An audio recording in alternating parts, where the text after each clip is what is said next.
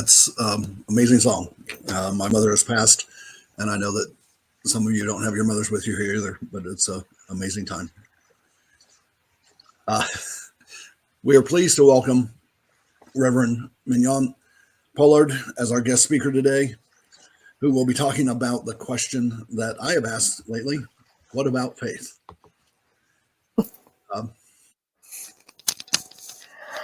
Good morning, CSL Midtown.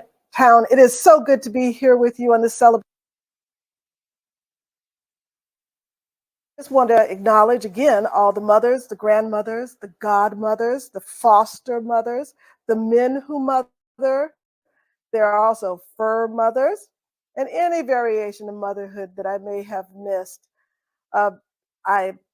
You may be someone who has just recently lost your mother, or someone like myself with no children, but who's done a lot of mothering. So this is just a day to celebrate that energy of mothering and the divine mother.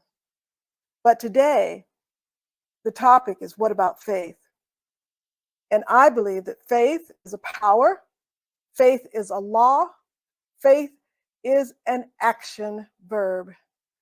And slide 1, as Ernest Holmes says, that faith is a mental attitude. It is so convicted of its own idea, which completely accepts it, that any contradiction to this is unthinkable and impossible. Faith is a mental attitude so convinced of its own idea that any contradiction is unthinkable and impossible. In my youth, we call this unwavering faith. Now, I don't know about you, but it's not every day that I think about faith, unless and until I feel that things are a little bit overwhelming. And then I do that self-talk thing and blame myself. You know, why don't you truly believe? You know that the laws work all the time. What is your foundation? Are you walking your talk? I go through all of that. And it's a mental attitude. So I'm in the process of wrestling with my mind. I don't know if you've ever been there before. If you've ever been in that place when things didn't look or imagine how you thought they would go, or what you thought was going to happen, you didn't see a way out. And you fall into that idea of fear and to doubt. So when I slip into that space, that's when I have to take a step back. I have to be a witness for myself. I have to remind myself. I have to meditate. I pray. I ask practitioners to pray for me. And I remember and I recall that God has always shown up all the time and right on time. And it's in this sort of mental wrestling with myself that I work my way back to that place of all is well.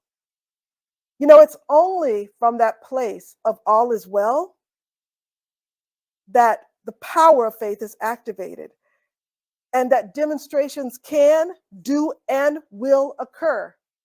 This practice of science of mind says that you ask for what you want, knowing, believing that it has already been received. You put your request into the law, knowing that the law works every time and all the time, and that it works for your highest and your best good. Now, the universal laws operate, Ernest Holmes says, with mathematical precision. And we get those demonstrations in our lives. It is given to us as much as we can receive. I want to tell you just a little story about faith. I met a person in my travels throughout the New Thought community. This was a beautiful, tall young lady who was married and who wanted to have a child. She was, just looking at her, you wouldn't think that there was anything wrong.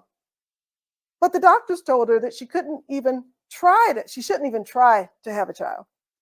There was a possibility that it could put her life in danger. They weren't sure that her body could handle it and all that was involved. But this was her dream. to have a family. So she talked about this deep desire for a child, and she shared it with practitioners and she shared it with ministers. She had practitioner sessions and she had prayer sessions. And it began to become a part of things that we began to pray for.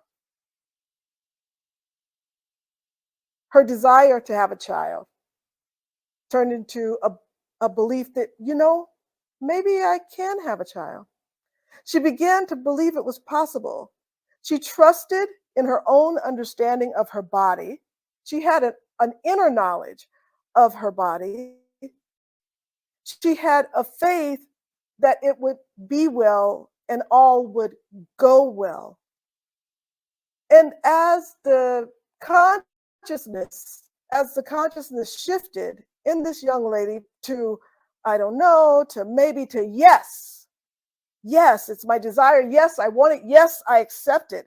As her consciousness shifted to that, she became pregnant in less than a year from the day she made that request to the universe. And this Mother's Day is her 6th Mother's Day. And her child, she named Imani, which is faith in Swahili. So both the mother and child are beautiful, doing well. And the young father, well, he'd make any mother proud in the way that he supports and uplifts his wife and his child. The young mother had faith. She had a deep knowing. She had a conviction. There was no doubt in her mind. There was no fear. And that faith, that belief, yeah, maybe I can. It became a trust. And the trust and the knowing together became faith, and it unfolded into what we would call a modern day miracle. Her demonstration is, I'm sure, similar to many, possibly even similar to someone you have known. And I believe that it exemplifies what was said in the book, The Alchemist. It says, whoever you are, or whatever it is that you do, when you really want something, it's because that desire originated in the soul of the universe. And it's your mission on earth. Whenever we have unwavering faith, we move in the direction of our soul's deepest desire. So CSL Midtown, I challenge you to hold with unwavering faith that picture, that deep knowing of how your community will grow and thrive. But what I like about this life, is there's so much to uncover. There's a mystery that's so much more than our eyes can see. And it's revealed to us, to each and every one of us. And if you put slide 2 up, that'd be nice. Slide 2. Emerson once said that all I have seen teaches me to trust the Creator, for all I have not seen. All I have seen teaches me to trust the Creator, for all I have not seen. And it's like I just said, I've seen modern day miracles. I have seen people finding a way out of no way, finding a way out of what they thought was a financial debacle, finding a way on a job, finding a way to reconcile a relationship they thought that had moved beyond repair. It takes a desire and a belief that it is possible, affirmative prayer, and faith in the law of mind. I'm the generation that has gone from seeing technology depicted in cartoons and Hollywood movies as a child to seeing those technologies, those very same technologies, become a reality in my life as an adult. I can talk to my watch. And the Zoom meetings, those things that we first saw on the Jetsons, if you're of a certain age, well, they're now a part of our daily life. And it's just like those interesting adaptations of technology. I have faith in humanity's ability to adapt, to evolve, and to grow. I have faith that even as we lose a lot of the Earth's natural forest. I know people are planting trees. As the ocean becomes polluted and the coral reefs are dying, I have faith and I know that people are finding ways to keep the waterways clean and to combat global warming. Wayne Dyer used to say, for every problem, there's a spiritual solution. And faith is a strong belief. It is an action. It is a step towards that which you desire. And I have faith that Mother Earth will keep on orbiting the sun and that all of the different cultures and people of our world will recognize that we are one. You know, the COVID-19 crisis reminded us that we're all in this together. We're one humankind. So that the trials and tribulations that occur around the globe today, and there are many, I'm asking you and I'm reminding myself to have faith, to have faith in the law, to have the faith of God, which works every time, all the time. Because it is a law, it cannot fail. So let us know together that we can be in this world, but we can also hold a view of this world that works for everyone.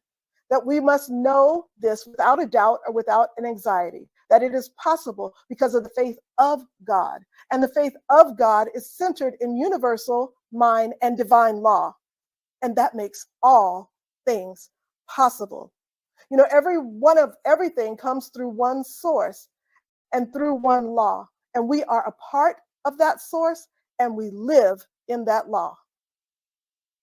One of my favorite Bible verses is Proverbs verses 5 and 6. Trust in the Lord with all your heart and lean not on your own understanding, and acknowledge your way, and in all your ways acknowledge him, and he will direct your path. Now that's the King James Version. In a recent class with Ian Van Zant, I was studying the Bible from a metaphysical viewpoint, and I was introduced to an interpretation of the Bible called the Message. It's a modern day interpretation of the Bible. It reads like how we might say things to one another right now, or Jan used to say, it reads like how your grandmother might say it. The Message Bible translates Proverbs 3 verses 5 and 6 this way. Trust God from the bottom of your heart. Don't try to figure everything out on your own. Listen for God's voice in everything you do, everywhere you go. You know, in New Thought, it is believed that we are co-creators of our reality, that we are in connection with the divine. And I think that this connection with the divine is a little bit like a trust walk. You guys remember the trust walk where you get blindfolded and somebody sort of leads you around the room and you have to trust that they're going to lead you and you're not going to bump into anything or nothing's going to go awry. Well, I think it's like that. Spirit is like that. Spirit helps you sort of navigate this world as you tune into it.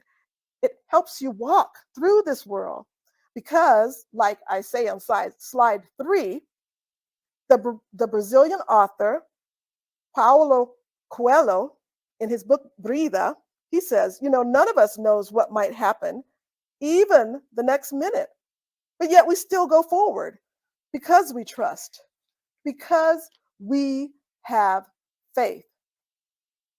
You know, we walk in spirit, and spirit leads us around the obstacles of life. Spirit directs our path. And when we learn to listen for the guidance in everything and everywhere we want to go, if we just learn how to listen to those intuitive nudges, you know, our work is just to awaken to the awareness that spirit is there, that the Spirit of God is always there. And the Spirit of God will lead you and guide you to exactly where you need to be. And it is always good. And it's provided in the most unexpected ways. You know, the biggest leap of faith that I had to take was once when I had a very good job and I was living in California. I left that job, took a year-long leave of absence, thinking about what it is I wanted to do, how I wanted to live my life. It's those moments of transition, those moments of complete uncertainty where faith really comes in. Well, I chose to move to South Korea, to get married, and eventually to leave that position. And I didn't know what was going to happen. And all sorts of amazing things happened that would have never happened if I hadn't just taken that leap of faith. Things like I found a sister for life, a South Korean sister for life. Her American name is Stella. I helped found a Toastmasters club in Korea because everyone loves to speak English. And I worked with a group of Filipino women who married South Korean men, and they wanted to become entrepreneurs. And I became an entrepreneur. I became an entrepreneur when I returned to the States. I decided to follow my dreams, and I became a speaker and a trainer for an international training company. And I had a marvelous time. I went everywhere from Hawaii to Montana to Idaho. I went all over the place, speaking to all types of people about how women can be empowered. And it took a leap of faith. It took a leap of faith to do that and to be able to do that.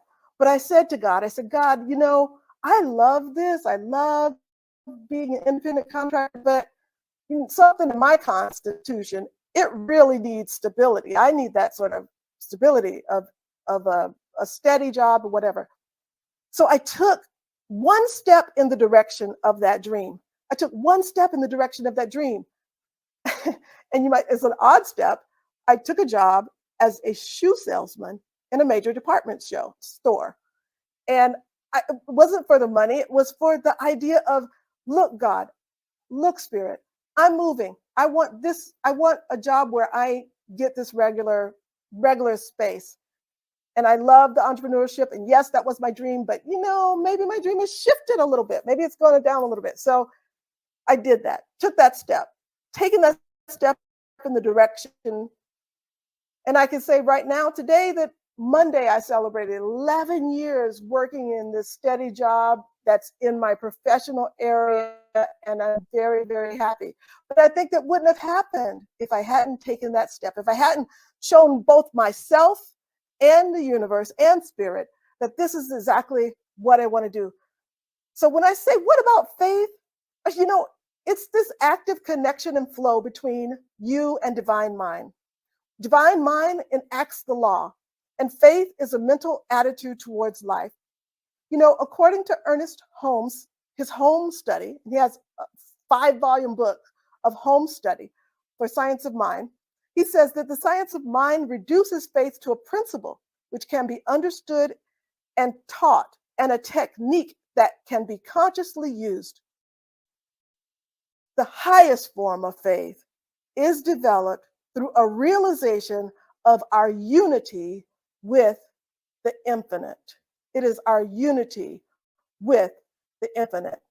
So wherever you go, or whatever you're doing, or whenever you are facing some unknown challenge, something that you want to do, but you might have a little fear, we can turn that fear into faith by reminding ourselves that there is a powerful good in the universe and we can use it.